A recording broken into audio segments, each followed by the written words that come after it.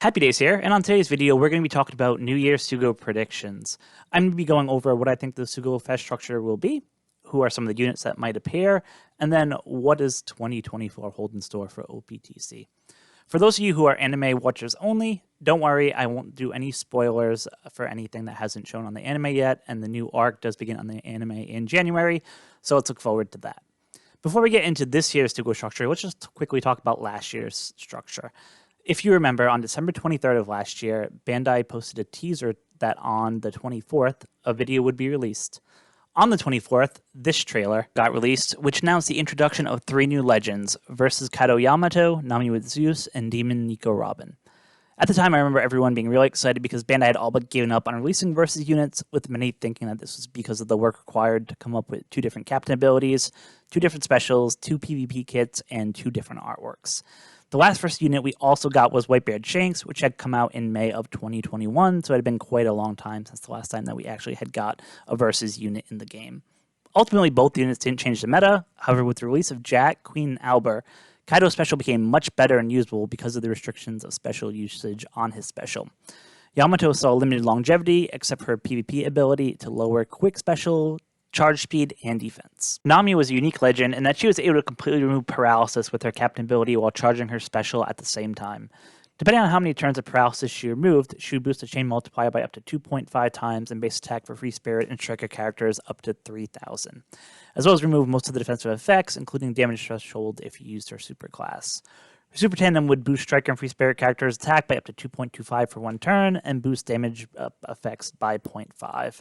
And her super tandem made her one of the best units in the game for pumping out damage against Kazuna super bosses, but unfortunately for PvP, she was broken for quite a long time, and even though a patch was put out that was supposed to fix her PvP damage output, she still ended up not being used that often. Nico Robin was the final New Year's Legend released, and she specialized with an HP cut and allowed the stacking of 2 different damage dealing boosts for 3 turns if the captain was cerebral, otherwise 2 turns if the captain was free spirit. She could also boost damage against defense down enemies by 2.25 for 2 turns, while reducing their defense by 80% even if they had immunity defense down. Her super tandem would boost slot effects by 2.5 times for click, cerebral, and free spirit characters for 1 turn, and her final tap could boost the chain multiplier of the final tap by 2.25. She became a staple for Kazuna boss teams due to her ability to stack damage dealing boosts, and unlike Nami, her PvP abilities help to make the quick team much quicker in terms of increasing their speed, and found a use even if the quick team is no longer in the current meta. So now that we've reviewed last year's Legend, let's go into the Sugo structure for this year.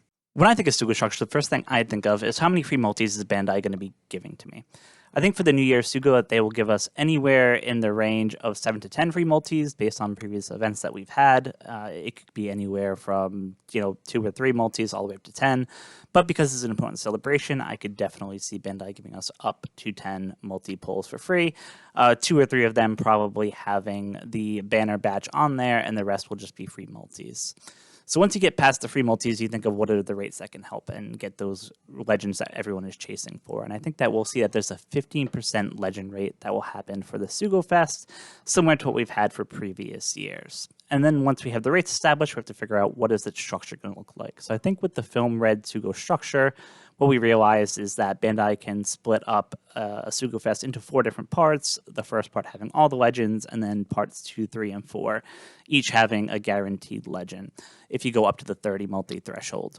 So I definitely do think they are going to keep that same structure. 30 multis get the guaranteed legend, except on the first part, I think what we're going to find out is that you'll have a limited pool of legends on that 30th pull. On the first part, which might have 2 or 3 of the new legends, but it will also have a batch of the older legends there as well. So it might not be as profitable or smart to pull on that first part.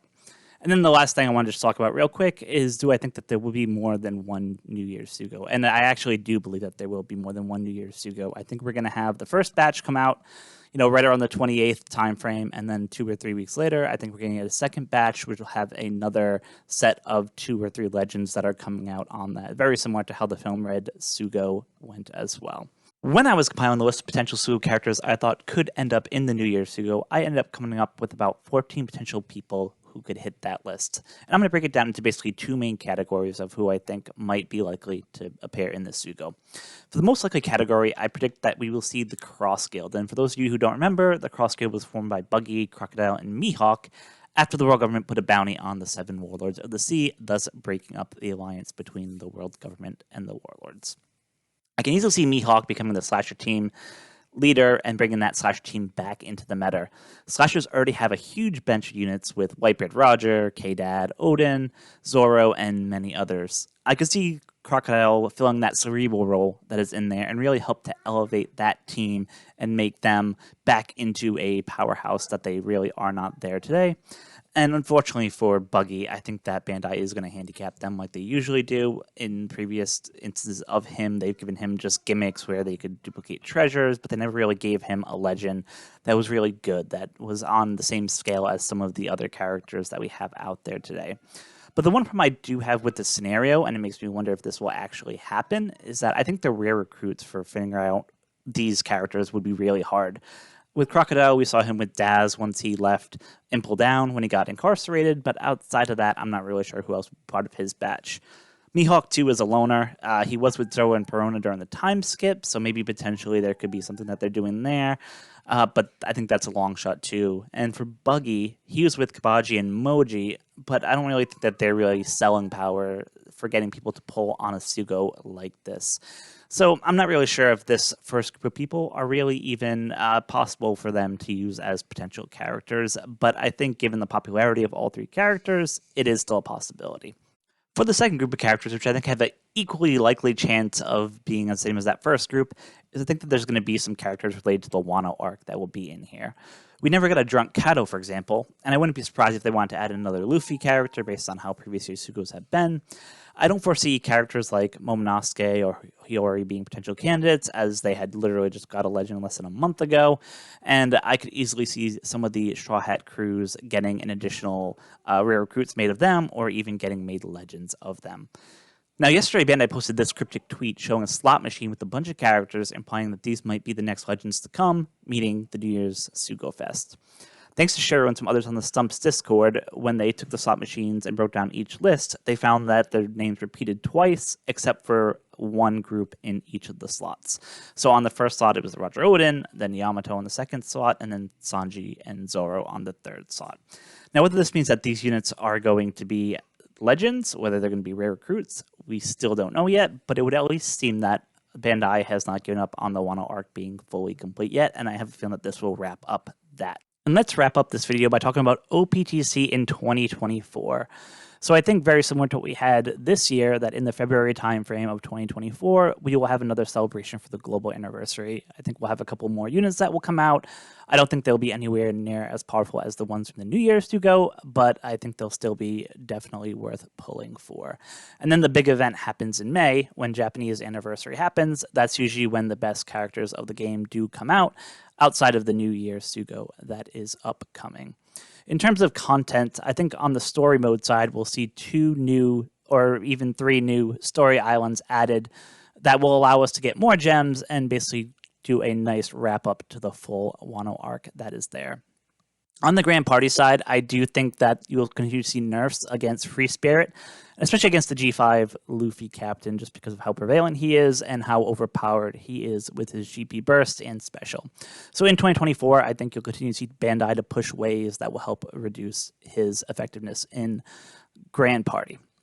Lastly, I think there'll be some new mechanics obviously introduced in the game. Obviously, everything that we've seen so far has been around tap timing, last tap, Sugo Rush, so I'd expect something somewhere in that vein, and I wouldn't expect to see anything like that come out to that May anniversary. So with that being said, that's all the changes I think are happening in the 2024. It's also what I think is going to happen for New Year's Sugo. If you have any thoughts or comments, please leave them in the comment section below. And remember, until next time, be kind to each other. Thanks, guys.